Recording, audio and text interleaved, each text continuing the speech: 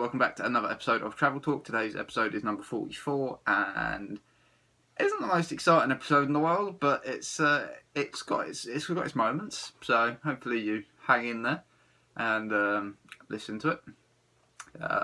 I promise you, episodes after this won't be as boring. I think episode after this, I go back to Bondi Beach, and the one after that, I go and meet Wolverine, Captain America, Thor, Jackie Chan. So a lot of people. It's good. So yeah, this episode, basically, we start off on a Sunday. Took full advantage of it being a Sunday and had laying in bed. Obviously, in the last episode, I'd worked the last 2 days delivering leaflets, so it was nice to have a lay-in. Obviously, walked a lot, so, it's just kind of getting back to... Obviously, the thing is as well, we'd walked a lot when we were in America, but it's very different walking kind of casually to walking when you've got something to do, so... Yeah, it takes its toll. When I hadn't been in work since February, and this time it was kind of early... It would have been early June sort of time, so there's a gap in between where I'd kind of fallen out of what working was like, and it took its toll. But yeah, got up about 9 o'clock, I think. Had a shower, had it down for some breakfast. Went to the little cafe that was attached to the hostel, and had like full English breakfast, which was nice. Obviously, you can't complain about full English. And headed back up to the room. Had a lay down for what was initially going to be a couple of hours, but turned into a lot more. It was just kind of a chill out day, in all honesty. Like I say, I'd done a lot of walking the previous couple of days, so it just felt like I needed a day just to kind of chill out a little bit. Sat in my bed, watched some Netflix, watched Captain America, Winter Soldier, and I think I watched Wolf of Wall Street again, and another film. And after that, I decided I probably needed to go outside and do something because, it's just being a bit lazy laying indoors all day. So I went out for a little while, went and did some shopping, just bought some like foodie bits, some drink, some water. And then came back, did some work on the website I had at the time. Did a bit of work to that. And also did some photo editing, which I was really quite heavily getting into at that time. Obviously, taking a lot of photos already during the travels, and it was nice just to edit some of them, make them look really special and really memorable. And I was starting to put them on Facebook, I think, so people could see the edits and everything, which was cool. Probably did that until about 5 o'clock sort of time, and then the 4 of us that were in the room at the time headed down for a roast dinner at about 5, which is nice. Australia, the hostel we were in, the Wake Up Hostel in Sydney, they did a full English like breakfast, obviously in the cafe, but they also did a English roast on a Sunday afternoon, which was really good of them. So it's $12 each, and it was like a full roast dinner, and then a beer or a wine. So I had a beer, obviously, and it worked out pretty good. I mean, it's like £6 overall, so it was a very good portion size, and I was really happy with it. You got a large amount of like beef, potatoes, carrots, peas, massive Yorkshire pudding. So it was all good. Did very little after dinner, in all honesty.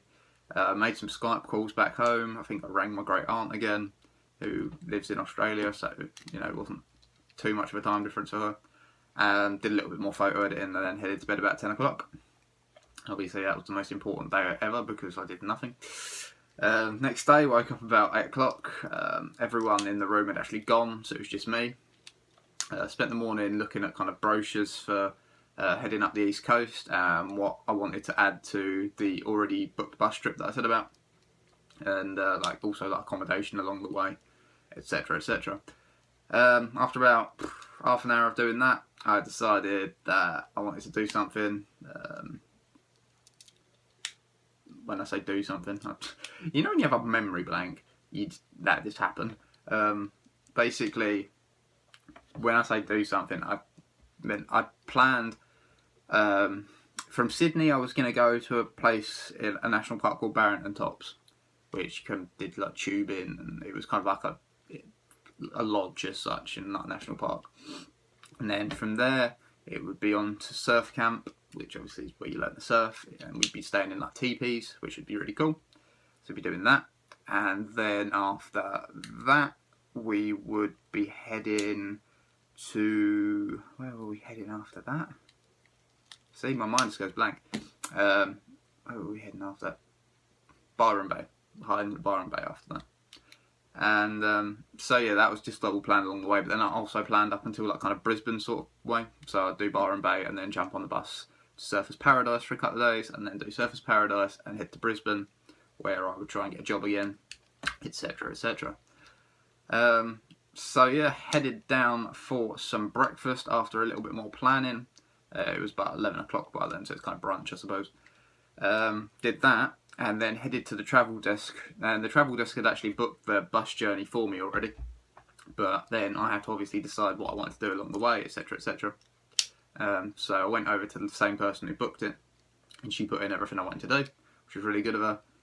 She rang up, she booked hostels for me, booked rooms, added on like additional activities I wanted to do, basically did everything. So she was really, really helpful. So I really appreciated her doing that.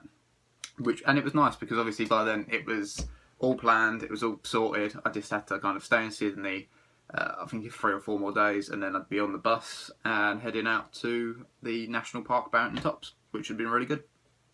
So yeah, I had to kind of make the most of the last few days I had in Sydney and everything. So, but yeah, it was really nice to know that I had everything planned, and it was kind of, it was just sorted, and I didn't have to worry about it anymore. So yeah, did that, headed back to the room, had a sleep for a couple of hours, headed out about 3 o'clock, hit up some shops, grabbed a coffee. While having coffee, I had one of the largest caramel slices I think God ever made. It was literally about that big, by about that big. It was huge. I've never seen a caramel slice so big. It was so caramelly, which might be a word, I'm not sure. Caramelly? And yeah, I don't think I needed dinner after that, to be fair. It was that big. It was like having a full meal, so it was the most caramelly slice in the world. So yeah, did that. Before heading back to the hostel, I did a bit of food shopping, because there was a shop opposite the coffee shop, and that was a Coles supermarket. It unfortunately didn't have its own road name like the Aldi did, but these things happen. And grabbed some bits, grabbed some grapes and some water because I need to eat healthier. Had some of that. My self-control is obviously amazing because there was like chocolate on sale and everything, but I put the grapes and water because that's what I do. And yeah, headed back to the room and chilled out. And like I say, the last couple of days weren't the most exciting, weren't the most memorable, but at the same time, you're always going to have a few like periods where it's going to be like downtime. And yeah, I really enjoyed it. And yeah, it just set me up, like I say, for the next couple of days, because the next episode will be Bondi Beach again, with various people. And then the episode after that, like I say, I meet Thor, Wolverine, Jackie Chan, many, many different people. Glenn McGrath. Glenn McGrath's a cricket player. Not that I knew that at the time, but so yeah, tomorrow, like I say, hitting up Bondi Beach. So that'll be a slightly more exciting episode than this one. Hopefully you've enjoyed hearing about my caramelly slice water grape Netflixing, but if you didn't, you didn't. If you did, you did. But yeah, hopefully you'll hang around for the next episode, which again will be more interesting than this. And I'll catch you next time. See ya.